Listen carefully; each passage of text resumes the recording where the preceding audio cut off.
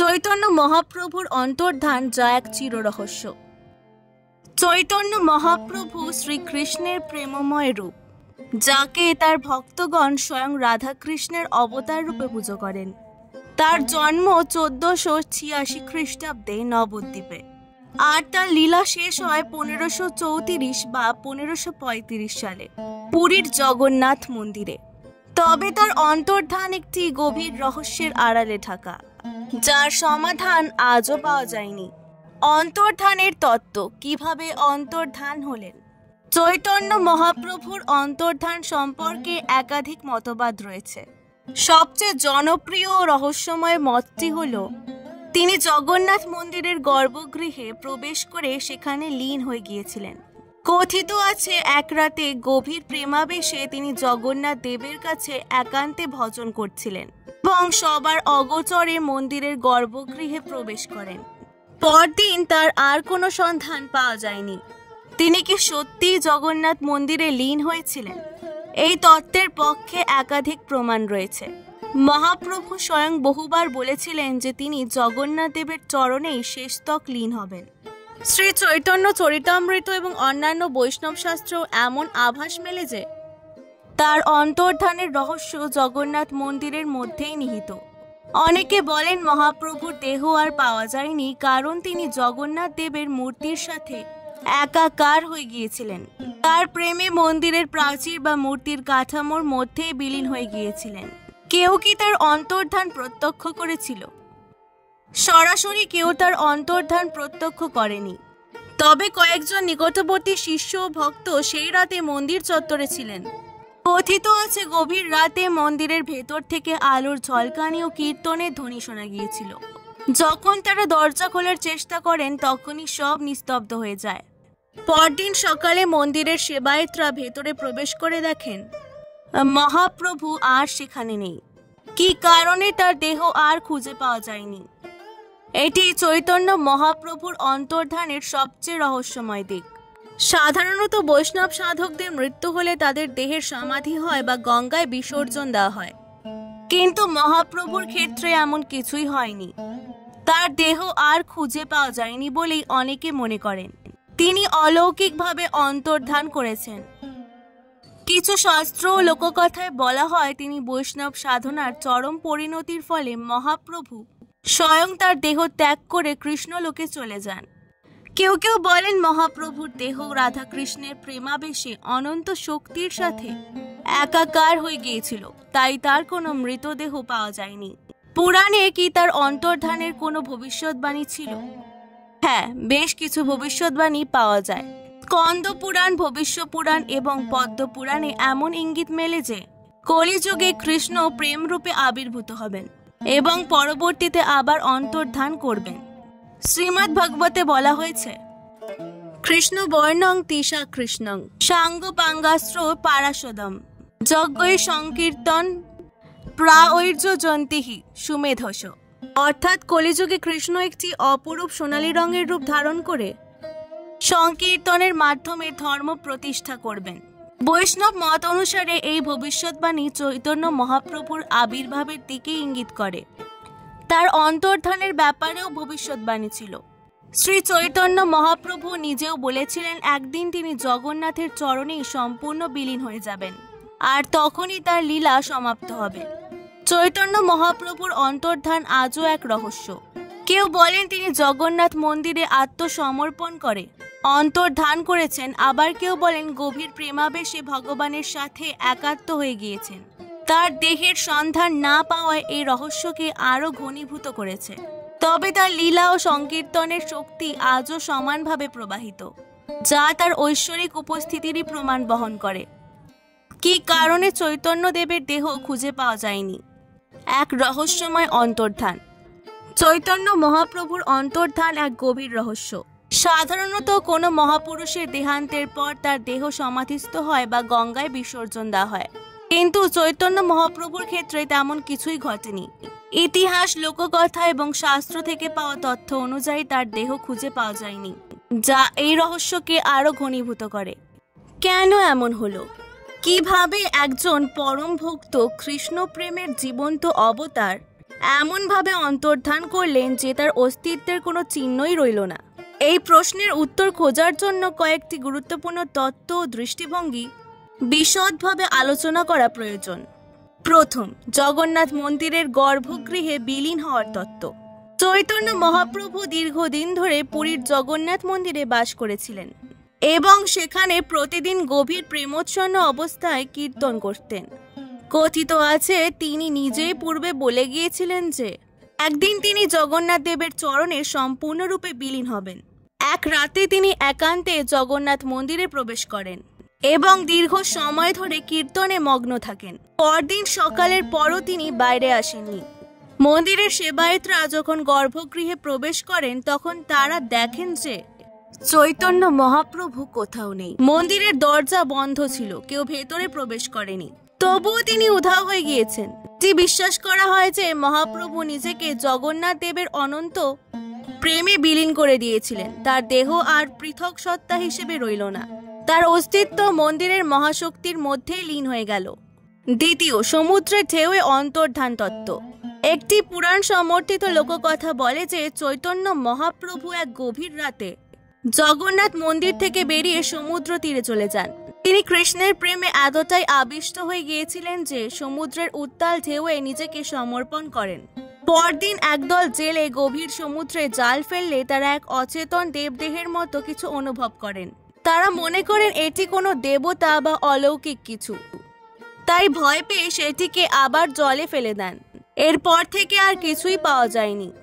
এই তত্ত্বের ভিত্তি হলো মহাপ্রভুর ভক্তিভাব, যেখানে তিনি স্বয়ং রাধাকৃষ্ণের প্রেমে নিজেকে উৎসর্গ করেছিলেন। কিছু ভক্তের মতে কৃষ্ণের প্রতি তার অপার প্রেম তাকে জলসমাধির দিকে টেনে নিয়ে যায়। তৃতীয়, কৃষ্ণ প্রেমে আত্মলীন হয়ে অলৌকিক অন্তর্ধান। বৈষ্ণব শাস্ত্র ও লোকগাথায় বারবার বলা হয়েছে যে শ্রী চৈতন্য স্বয়ং রাধাকৃষ্ণের মিলিত রূপ। রাধার প্রেমানন্দের আবেশে তিনি তার দেহের অস্তিত্ব ভুলে গিয়েছিলেন।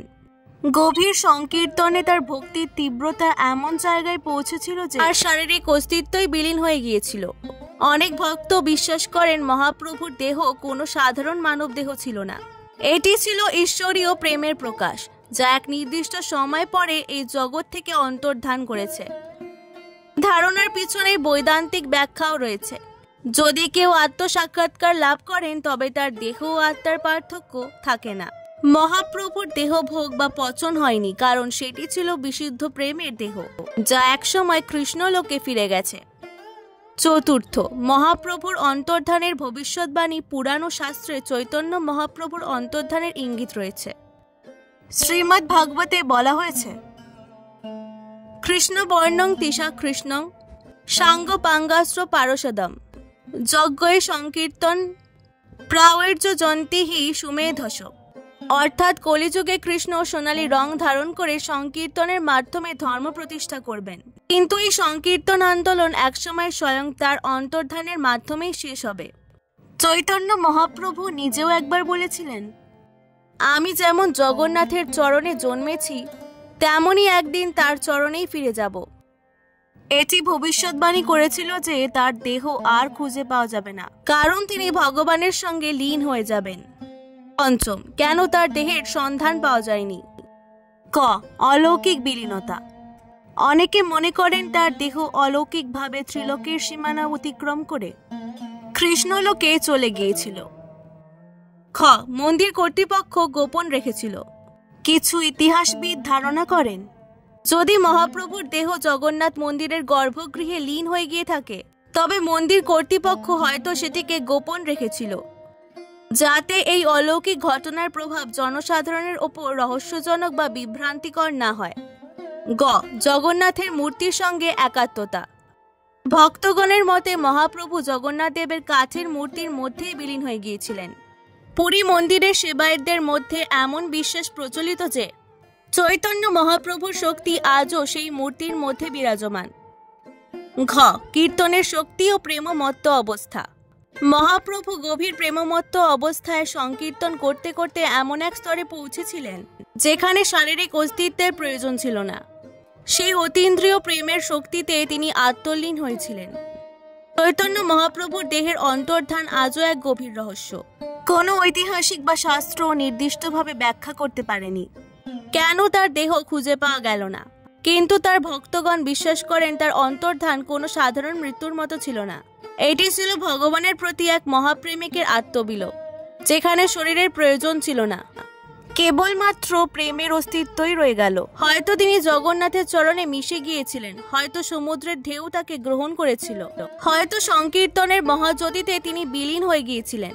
কিন্তু একথা নিশ্চিত যে শ্রী চৈতন্য মহাপ্রভু আজও তার ভক্তদের হৃদয়ে জীবন্ত রয়েছেন, সংকীর্তনের প্রতিটি উচ্চারণে, প্রেম ভক্তির প্রতিটি স্পন্দনে। স্কন্দ পুরাণে চৈতন্য মহাপ্রভুর অন্তর্ধান সংক্রান্ত ভবিষ্যৎবাণী। স্কন্দ পুরাণ হিন্দু ধর্মের অন্যতম বৃহৎ পুরাণ, যেখানে বহু গুরুত্বপূর্ণ ভবিষ্যৎবাণী ও ধর্মীয় উপদেশ রয়েছে। এটি বিশেষত তীর্থস্থান, দেবদেবীর মাহাত্ম্য এবং ধর্মীয় আচার পদ্ধতির উপর আলোকপাত করে। চৈতন্য মহাপ্রভুর আবির্ভাব ও তার অন্তর্ধান সম্পর্কেও স্কন্দ পুরাণে কিছু গুরুত্বপূর্ণ ইঙ্গিত পাওয়া যায়।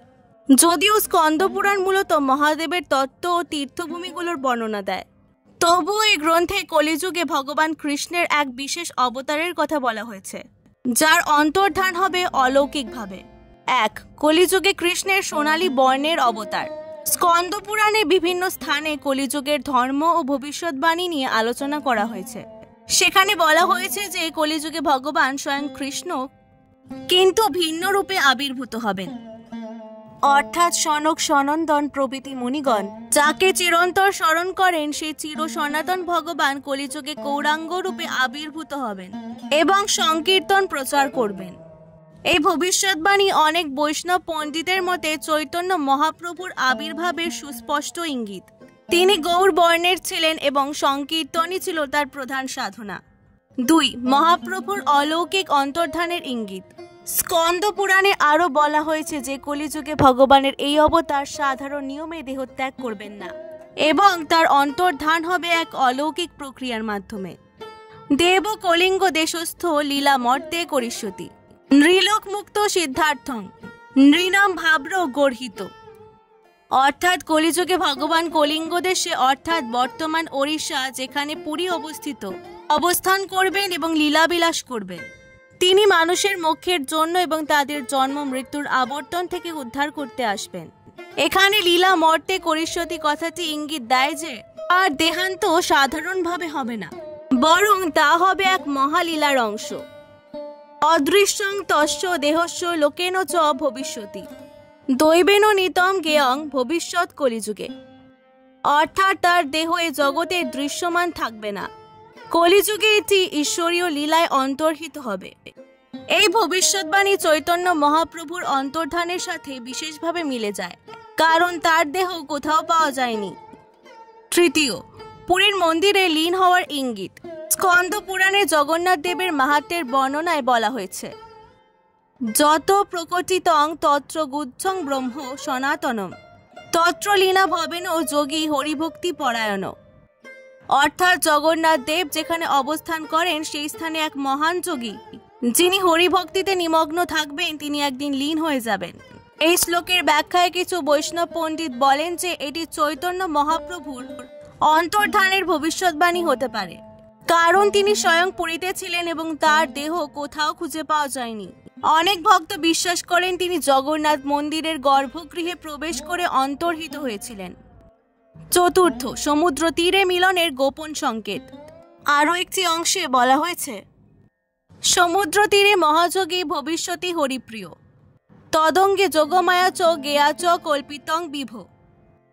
অর্থাৎ সমুদ্র তীরে এক মহাযোগী হবেন যিনি পরম হরিভক্ত এবং তার দেহের অন্তর্ধান হবে যোগমায়ার প্রভাবে। অনেক গবেষকের মতে এটি ইঙ্গিত দেয় যে মহাপ্রভু সমুদ্র তীরেই লীন হয়েছিলেন। এমন অনেক গল্পে বলা হয় যে তিনি জগন্নাথের প্রেমে মত্ত হয়ে সমুদ্রের ঢেউয়ে আত্মবিসর্জন দিয়েছিলেন। 5. কীর্তনের শক্তিতে আত্মলীন হওয়ার ভবিষ্যৎবাণী। স্কন্দ পুরাণে বলা হয়েছে, সংকীর্তন রতাযোগীর কীর্তনান্তে ভবেদোদ্যম স্তুতি প্রসঙ্গে লীনাচ ব্রহ্মজ্যোতি প্রবেশিত। অর্থাৎ যে যোগী সংকীর্তনে লিপ্ত থাকেন, তার কীর্তনের অন্তিম মুহূর্তে তার দেহ লীন হয়ে ব্রহ্মজ্যোতিতে প্রবেশ করে। চৈতন্য মহাপ্রভুর অন্তর্ধানের সময়ও বলা হয়েছে যে তিনি গভীর সংকীর্তনে মগ্ন ছিলেন এবং তারপরে তিনি অদৃশ্য হয়ে যান। স্কন্দ পুরাণের বিভিন্ন শ্লোকে চৈতন্য মহাপ্রভুর আবির্ভাব ও অন্তর্ধানের ইঙ্গিত পাওয়া যায়। সেখানে বলা হয়েছে যে প্রথম তিনি গৌরবর্ণের হবেন এবং সংকীর্তনের মাধ্যমে কলিযুগে ধর্মের প্রতিষ্ঠা করবেন।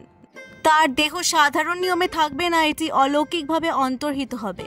পুরীর জগন্নাথ মন্দিরে এক মহাযোগী লীন হবেন, যা মহাপ্রভুর অন্তর্ধানের ইঙ্গিত হতে পারে। সমুদ্র তীরেও এক যোগীর অন্তর্ধানের কথা বলা হয়েছে, যা মহাপ্রভুর সমুদ্র তীরে লীন হওয়ার কাহিনীর সাথে মিলে যায়। সংকীর্তনের মধ্যেই তার অন্তর্ধান হবে, যেমনটি বহু বৈষ্ণব বিশ্বাস করেন। স্কন্দ পুরাণ এইভাবে এক অদ্ভুতভাবে ভবিষ্যৎবাণী করেছিল যে চৈতন্য মহাপ্রভুর দেহ পাওয়া যাবে না, কারণ তিনি কৃষ্ণ প্রেমে সম্পূর্ণ বিলীন হয়ে যাবেন। তাই তার অন্তর্ধান আজও এক মহামহিমা ও রহস্যময় ঘটনা হিসেবে চিরস্মরণীয় হয়ে রয়েছে। চৈতন্য মহাপ্রভুর অন্তর্ধান ও দেহ পুঁতে দেওয়ার বিতর্ক। ইতিহাস ও কিংবদন্তির অনুসন্ধান। চৈতন্য মহাপ্রভু ছিলেন বৈষ্ণব ধর্মের এক মহান সাধক, যার ভক্তি আন্দোলন ভারতবর্ষে এক নতুন জাগরণ সৃষ্টি করেছিল। তার জীবন যেমন রহস্যময়, তেমনই রহস্যাবৃত তার অন্তর্ধান। চৈতন্য মহাপ্রভুর দেহ কোথায় গেল, কিভাবে তিনি অন্তর্ধান করলেন, আর তার দেহ কি গোপনে সমাহিত করা হয়েছিল? এই প্রশ্ন আজও ইতিহাস ও ধর্মচর্চার এক অমীমাংসিত অধ্যায়। চৈতন্য মহাপ্রভুর অন্তর্ধানের প্রচলিত মত। চৈতন্য মহাপ্রভুর অন্তর্ধান নিয়ে প্রধানত দুটি মত প্রচলিত। প্রথমটি বৈষ্ণব বিশ্বাস অনুযায়ী, যেখানে বলা হয় তিনি জগন্নাথ মন্দিরে প্রবেশ করে ভগবানে লীন হয়ে যান। দ্বিতীয়টি হলো ঐতিহাসিক ও গবেষকদের ব্যাখ্যা, যেখানে দাবি করা হয়েছে যে তার মৃত্যু স্বাভাবিক বা আকস্মিকভাবে হয়েছিল এবং পুরীর কর্তৃপক্ষ তা গোপন রাখার জন্য তার দেহ পুঁতে দিয়েছিল। জগন্নাথ মন্দিরে লীন হওয়ার মত। বৈষ্ণব বিশ্বাস অনুযায়ী শ্রী চৈতন্য মহাপ্রভু ছিলেন স্বয়ং কৃষ্ণের অবতার। বলা হয় 1434 সালের এক গভীর রাতে তিনি জগন্নাথ মন্দিরের গর্ভগৃহে প্রবেশ করেন এবং আর ফিরে আসেননি। ভক্তদের মতে তিনি কৃষ্ণ প্রেমে এতটাই একাত্ম হয়ে গিয়েছিলেন যে তার দেহ বিলীন হয়ে যায়। কিন্তু এই ঘটনার কোনো প্রত্যক্ষদর্শী ছিলেন না, তাই এটি শুধু বিশ্বাসের উপর নির্ভরশীল। গোপনে দেহ সমাধিস্থ করার তত্ত্ব। অনেকে মনে করেন চৈতন্য মহাপ্রভু প্রকৃতপক্ষে কোনো অজানা কারণে প্রয়াণ লাভ করেন এবং তার নিকটতম ভক্ত ও পুরীর মন্দির কর্তৃপক্ষ এটি গোপন রাখে, কারণ তার মৃত্যু প্রকাশ্যে এলে তার ভক্তদের মধ্যে ভয়াবহ প্রতিক্রিয়া দেখা দিতে পারত। তাই রাতের আধারে তাকে পুঁতে দেওয়া হয়, যাতে তার দেহ নিয়ে কোনো বিতর্ক সৃষ্টি না হয়। কোথায় পুঁতে দেওয়া হয়েছিল? অনুমান করা হয় চৈতন্য মহাপ্রভুর দেহ হয় জগন্নাথ মন্দিরের কোনো গোপন প্রকোষ্ঠে, নয়তো পুরীর আশেপাশের কোনো নির্জন স্থানে সমাহিত করা হয়েছিল। তবে মন্দিরের ভিতরে বা সংলগ্ন অঞ্চলে কোনো সমাধির অস্তিত্ব আজও খুঁজে পাওয়া যায়নি। কঙ্কাল আবিষ্কারের ঘটনা। একটি বিতর্কিত তথ্য হলো ঊনবিংশ শতকে পুরীর মন্দিরে সংস্কারের সময় একটি মানব কঙ্কাল পাওয়া যায়, যা কিছু মানুষের মতে চৈতন্য মহাপ্রভুর দেহাবশেষ হতে পারে। তবে বৈষ্ণব সম্প্রদায় এটিকে পুরোপুরি অস্বীকার করে। তাদের মতে চৈতন্য মহাপ্রভুর দেহ মর্তের নিয়মে ক্ষয়প্রাপ্ত হয়নি, বরং তিনি স্বয়ং ভগবানে লীন হয়ে গিয়েছিলেন। স্কন্দ পুরাণ ও ভবিষ্যৎবাণী। বলা হয় স্কন্দ পুরাণে এক ভবিষ্যৎবাণী রয়েছে যে কলিযুগে এক মহান সাধক এমনভাবে অন্তর্ধান করবেন যে তার দেহ আর খুঁজে পাওয়া যাবে না। বৈষ্ণব বিশ্বাস অনুসারে এই ভবিষ্যৎবাণী চৈতন্য মহাপ্রভুর অন্তর্ধানের সঙ্গে মিলে যায়, তবে সরাসরি কোনো লিখিত প্রমাণ নেই। চৈতন্য মহাপ্রভুর অন্তর্ধানের সামাজিক ও ধর্মীয় প্রভাব। তার অন্তর্ধান বৈষ্ণব সম্প্রদায়ের জন্য এক বিশাল আধ্যাত্মিক ধাক্কা ছিল, তবে তারা বিশ্বাস করেন তিনি এখনো আধ্যাত্মিকভাবে বিদ্যমান এবং তার প্রচারিত ভক্তিবাদ আজও জীবন্ত। চৈতন্য মহাপ্রভুর দেহের প্রকৃত পরিণতি আজও এক রহস্য। তিনি কি সত্যি কৃষ্ণরূপে লীন হয়েছিলেন, নাকি ইতিহাসের গহীনে গোপন এক সমাহিত সত্য লুকিয়ে আছে? হয়তো এই প্রশ্নের উত্তর কখনোই পাওয়া যাবে না, তবে একথা নিশ্চিত যে চৈতন্য মহাপ্রভু ভারতীয় আধ্যাত্মিক ইতিহাসে চিরকাল এক মহান মহাপুরুষ হিসেবে বিরাজ করবেন। আজকের ভিডিওটি ভালো লাগলে অবশ্যই পুরাণ গল্পকথাকে সাবস্ক্রাইব করে দেবেন। অনেক অনেক ধন্যবাদ।